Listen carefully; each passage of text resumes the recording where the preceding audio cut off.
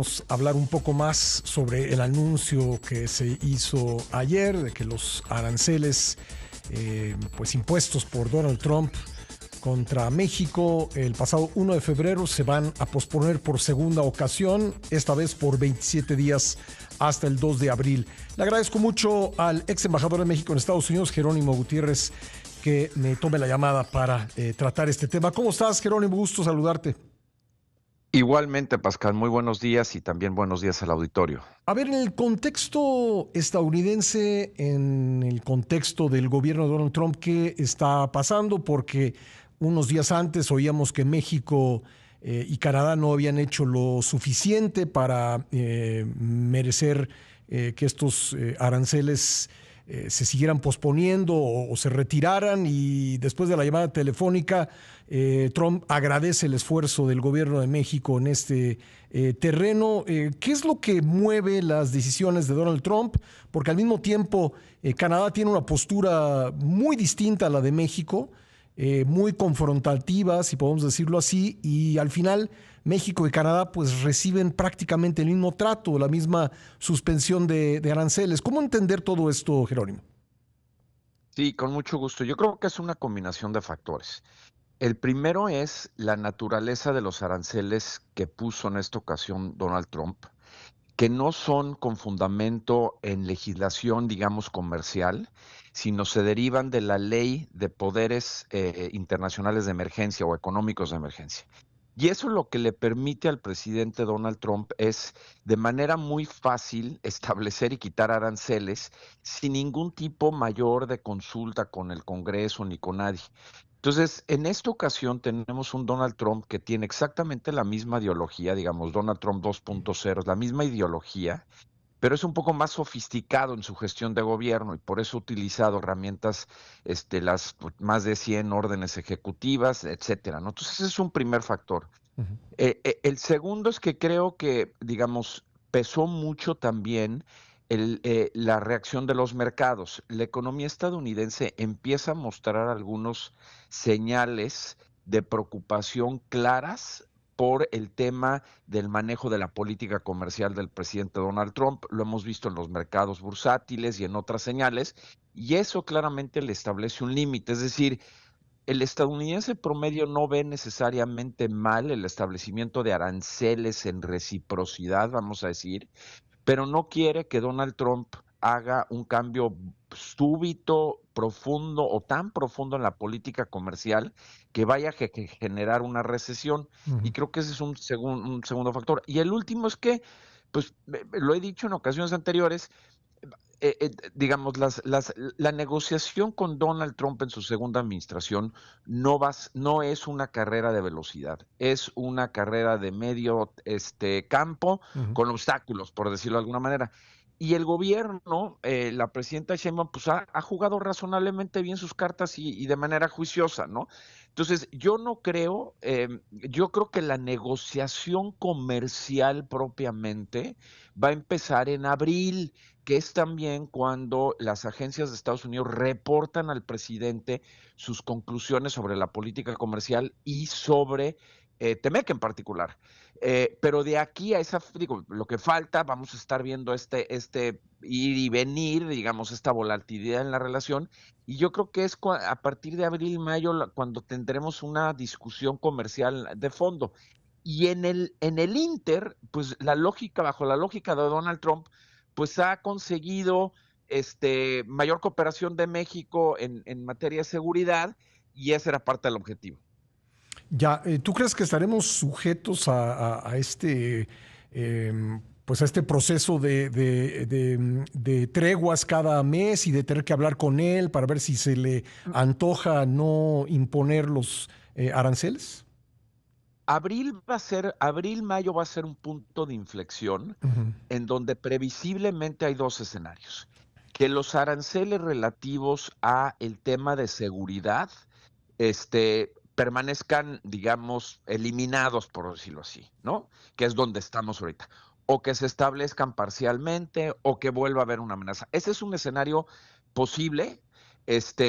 Digamos, pueden pasar cualquier cosa. Y creo que va a haber una especie de relevo en donde va a empezar la discusión de la política comercial. En general podemos asumir que Donald Trump va a utilizar la amenaza de aranceles, ya sea por la vía de esta legislación de poderes económicos de emergencia o por otras formas con fundamento estadounidense, en otras formas comerciales, de aquí, a mi juicio, hasta que termine la revisión del TEMEC, Ujú. ¿no? Que corre desde ahora hasta julio del año que entra. Ya, ¿cómo va quedando pues la palabra de Donald Trump? ¿No se desgasta con cada vez que amenaza con los aranceles y luego pospone? Tres, sí, sin duda. Lo que estamos viendo es que en esta semana, por ejemplo, la aceptación de Donald Trump por primera vez desde que fue electo quedó en negativos, marginalmente, Ujú. pero quedó en negativos. Entonces, sí hay un costo, uno. Dos, previsiblemente también lo que hizo de establecer los aranceles inmediatamente después de su discurso al Congreso, digamos, de su informe presidencial, por decirlo de alguna manera, fue para poder señalar ante su electorado y su base política que ya lo hizo. Ujú. Y luego, pues no hay desafortunadamente un seguimiento tan claro. Entonces, él como se ha dicho por ahí, tiene su manera de comunicar, es un gran comunicador, eso no es ningún secreto, y entonces juega un poco con las expresiones públicas que no necesariamente reflejan todo lo que está pasando en la realidad. Yo creo que vamos a seguir viendo eso y eso es muy típico de Donald Trump, digamos. Bueno, pues habrá que estar atentos a lo que ocurra, pues primero el 12 de marzo, cuando se supone que entran los aranceles al acero y al aluminio, y luego el 2 de abril, cuando pues se harían anuncios, yo creo que importantes por los otros tipos de arancel que Exacto. ha anunciado Donald Trump. Jerónimo, permíteme, tengo que hacer aquí una pausa obligada y regresamos para seguir platicando un poco, si eres tan amable. ¿Cómo no? Claro que sí. Regresamos con Jerónimo Gutiérrez, ex embajador de México en Estados Unidos. Jerónimo, una pregunta en dos partes. ¿Tú crees que está cambiando sustancialmente la relación bilateral en función del regreso de Donald Trump a la Casa Blanca? Si crees que este es un cambio de largo plazo y también si te parece que pues el TEMEC, como lo conocemos, está muerto y la opción es renegociarlo o quedarnos sin él. Empiezo por la segunda parte, Pascal. Yo creo que el TEMEC no está, por supuesto, muerto. Uno, dos, creo que Donald Trump lo que está haciendo en su estilo es tratando de obtener concesiones adicionales. Le es más difícil en cierto sentido porque el TEMEC, a final de cuentas, fue negociado entre 2017 y 2000, vamos a decir 20, Uh ¿no? -huh. 19, perdón, y es producto de su propia administración. Entonces, si uno observa cuidadosamente, ahora no ataca tanto al acuerdo, sino ciertos hechos, el déficit comercial, el fentanilo, pero no está atacando el acuerdo porque hace relativamente poco tiempo vendió a su base política y votantes que era el mejor acuerdo en la historia, ¿no? Uh -huh. Entonces, yo creo que va a tratar, y lo que dispone el tratado es que haya una revisión, no una renegociación. Uh -huh. Creo que es ingenuo pensar que no se van a renegociar ciertas cosas. Eso Uh me -huh. parece que desde hace tiempo es evidente y que este proceso de renegociación o revisión va contaminado con los temas de seguridad, migración, que no son estrictamente comerciales. Eso sin duda, pero sigo pensando que hay más probabilidad de que permanezca el acuerdo a que no. Y eso es importante porque desde mi punto de vista, la mayor incertidumbre, sobre todo para la economía mexicana, deviene de que llegásemos a julio del año que entra y no hubiera una conclusión sobre esa revisión, porque el tratado dispone que los jefes de Estado deben de confirmar por escrito su interés en permanecer en el tratado, y si no lo hacen no es que desaparezca, simplemente tiene 10 años más y cada año se establece por la Comisión de Libre Comercio la revisión. Es un mecanismo que fue establecido así precisamente para incentivar llegar a un acuerdo. Entonces, creo que es todavía mucho más probable llegar a un acuerdo y que el TEMEC permanezca que no, pero va a haber cambios y es previsible una negociación. Sobre la segunda parte, yo te diría que estamos en hace poco la relación México-Estados Unidos cumplió 200 años, en 2022. Sí. Y ha habido, a mi juicio, y perdón que me extienda brevemente, 3 etapas. La primera desde nuestra independencia hasta la Segunda Guerra Mundial, la segunda de la Segunda Guerra Mundial hasta el TEMEC, la tercera del TEMEC hasta la llegada de Trump, y en esta cuarta, que aún no concluye y no sabemos exactamente cómo vaya a acabar la relación, pero sí creo que hay un cambio fundamental en 2 sentidos. El primero es que Estados Unidos busca ya no solo socios comerciales como lo fuimos durante todos los años de NAFTA, sino aliados que tengan una mayor alineación política y en materia de seguridad. Esa es una variable que creo que difícilmente va a cambiar incluso después de Trump, porque Estados Unidos se siente amenazado por el contexto geopolítico actual y siente que la globalización le pagó mal y está en un periodo de revisión, digamos.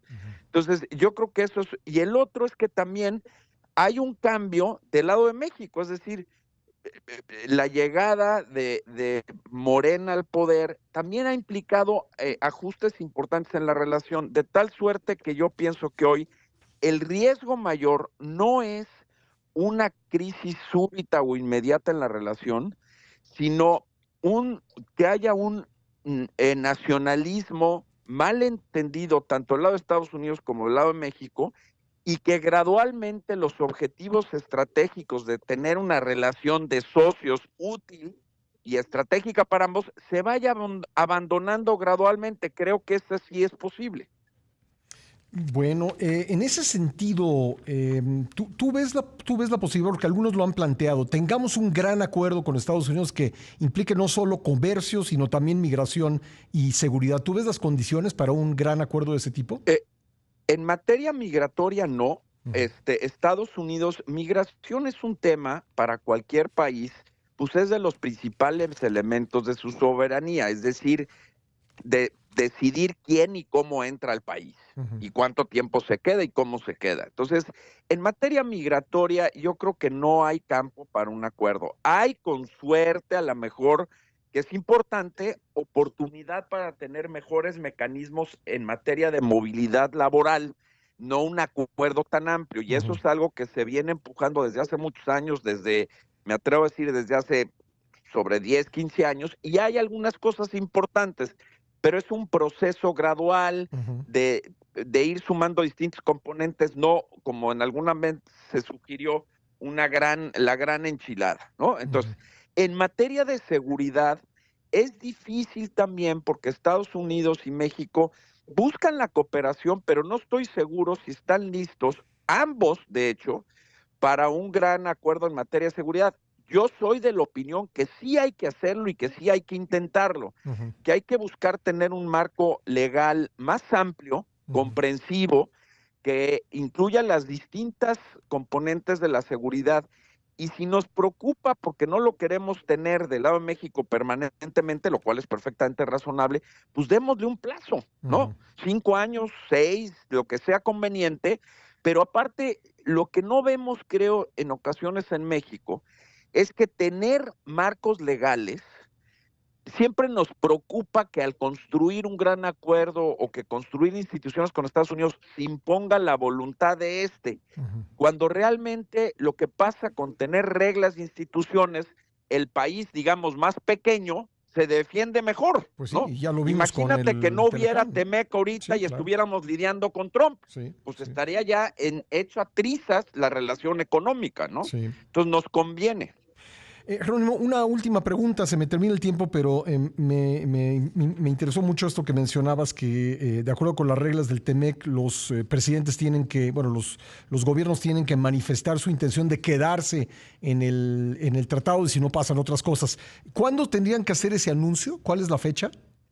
antes del 1 de julio de 2026, Ajá. conforme a lo dispuesto en el tratado. Es decir, tienen un mes antes a más tardar que presentar sus conclusiones sobre la revisión Sí. y luego los jefes de Estado lo tienen que confirmar. Trump nunca quiso tener un acuerdo permanente. Ujú. Y entonces esta fórmula que está en el tratado fue lo que se logró en su momento en la negociación en 2017 y 18 para precisamente no tener incertidumbre o la menor incertidumbre sobre el futuro del tratado, ¿no?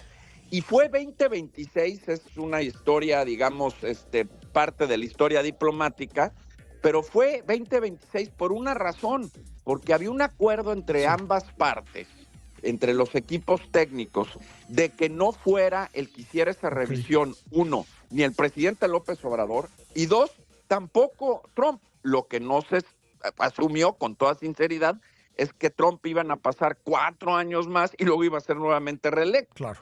Ese cálculo, la verdad es que no lo hizo en su momento ni Estados Unidos, ni México, ni Canadá, pero esa es la lógica del 2026. Pues qué interesante y te agradezco mucho que me hayas tomado la llamada. Con mucho gusto, Pascal, y muy buenos días a ti y al auditorio. Un abrazo. Gracias, Jerónimo Gutiérrez, que es embajador de México en Estados Unidos.